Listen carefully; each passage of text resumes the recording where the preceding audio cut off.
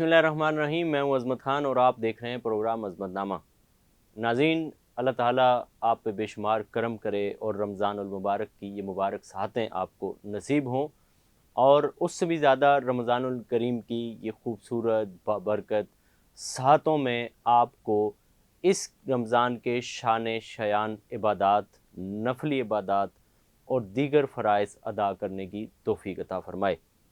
अल्लाह ताला आपके साथ साथ हमें भी इस रमज़ानुल मुबारक के फ़राइज़, फ़यूज़ व बरक़ात समेत तमाम बरक़ात नसीब फ़रमाए।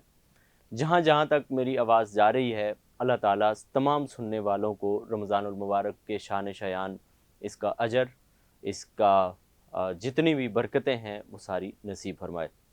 नाज़रीन, आज मैं सुबह पढ़ रहा था कि मुफ्ती आज़म पाकिस्तान मुफ्ती मोहम्मद रफ़ी उस्मानी मरहूम रहमतुल्लाह अलैह, उनकी एक नसीहत थी। उनके बेटे हैं मुफ्ती अशरफ उस्मानी साहब, उन्होंने नकल की है रमज़ान के हवाले से, और उन्होंने बड़ी खूबसूरत बात और बड़ी खूबसूरत नसीहत की है।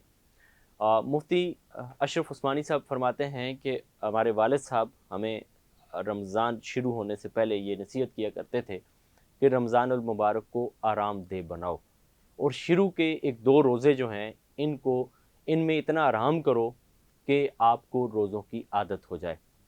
और इसके साथ साथ वो ये भी फरमाया करते थे कि कोशिश करो कि रमज़ानुल करीम में काम कम कर दो, और कोशिश करो कि रमज़ानुल करीम में इबादत करो। लेकिन अगर आपको ये फ़ील होता है कि आप नफली इबादत ज़्यादा कर रहे हैं और उसके साथ साथ आप दीगर चीज़ों से नहीं बचते, तो नफली इबादत कम कर दो और ज़्यादा वक्त आप सोए रहो। ताकि वो ये भी फरमाया करते थे कि ये भी ज़रूरी है कि आप रोज़ा रखो और नफली इबादत करो, लेकिन इससे ज़्यादा ज़रूरी ये है कि आप रोज़ा रखो और खुराफात से बचो।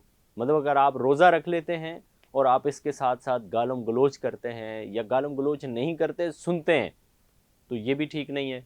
आप एक तरफ नफली आपने फ़र्ज़ रोज़ा रखा हुआ है और साथ में आप इस तरह की खुराफात में पड़े हुए हैं कि आप एक ऐसी महफ़िल में बैठे हैं जहाँ पे आप इस तरह की चीज़ें सुन रहे हैं। तो इससे बेहतर था कि आप सो रहे होते रोज़े की हालत में, और फ़र्ज़ रोज़े की हालत में, तो आपको उसका सवाब मिल रहा होता, बजाय इसके कि आप एक ऐसी महफ़िल में बैठे हुए हैं जहाँ गालम गलोच हो रही है और जहाँ गुनाह हो रहे हैं। तो मुफ्ती आज़म का अपने बच्चों को, अपने अहल खाना को ये मशवरा होता था, ये नसीहत होती थी कि रोज़ों को इस तरह से आरामदेह बनाओ।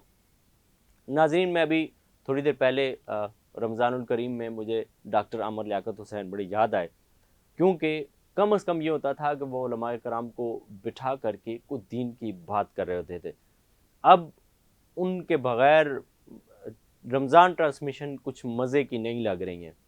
उसकी वजह यह है कि इस वक्त जितने भी लोग रमज़ान ट्रांसमिशन कर रहे हैं, उनमें से ज़्यादातर अदाकार हैं, कुछ फ़नकार हैं, कुछ गुलकार हैं, और कुछ एंकर पर्सन हैं। अभी मैं ARY के ट्रांसमिशन सुन रहा था, और वहाँ वसीम बादामी और इकराल और हसन भाई कर रहे थे, और उसके साथ साथ एक शेफ़ थी। तो मतलब आप अंदाज़ा करें कि ये क्या पैगाम रमज़ानुल करीम का दिया जा रहा है, कि वो खाना बना रहे हैं, लोगों को भूख है, अफलास है, नंग है, लोगों को आटा नहीं मिल रहा है, चीज़ें बेशुमार महंगी हो चुकी हैं, और आप रमज़ानुल करीम में लोगों को खाना बनाने सिखा रहे हैं। मतलब जिसके घर में आटा होगा, खाने होंगे, चीज़ें होंगी, बना लेगा। हर बंदे को बनाना आता है। पहाड़ों पे आप चले जाएँ, दूर दराज लोग सफ़र करते हुए, जाते हुए बैठ के खाना बनाते हैं, खाते हैं, चले जाते हैं। अब ये खाना बनाना कौन सा मसला है? आप देखेंगे आपके टीवी चैनल को, अगर ये प्रोग्राम किसी ऐसी जगह पे देखा जा रहा होगा जिन लोगों का खाना मिलता ही नहीं है, और आप उनको नए तरह तरह के खाने बनाना सिखा रहे हैं कि जी इस तरह से भी होना चाहिए, रमज़ान में ये होना चाहिए। रमज़ान, आप इसके बजाय कम से कम को उलमा को बिठाते, नात ख़्वानों को बिठाते, कुर्रा हज़रात को बिठाते, अच्छा काम करने वाले रिफ़ाई इदारों के सरबराहान को बुलाते, उन नेकियों की बात करते, दीन की बात करते, फलाह की बात करते। इस तरह की खुराफात कर रहे हैं। तो आमर लियाकत हुसैन को ये लोग कॉपी करते हैं, लेकिन आमर लियाकत हुसैन एक ही शख्स था। वो बैक वक्त एक मजहबी स्कॉलर भी थे, वो नात ख़्वां भी थे, वो कारी कुरान भी थे, और वो इसके साथ साथ दीन के दाई भी थे, और बहुत अच्छे एंकर थे। उनके पाए का एंकर मजहबी ट्रांसमिशन, रमज़ान ट्रांसमिशन में कोई नहीं है।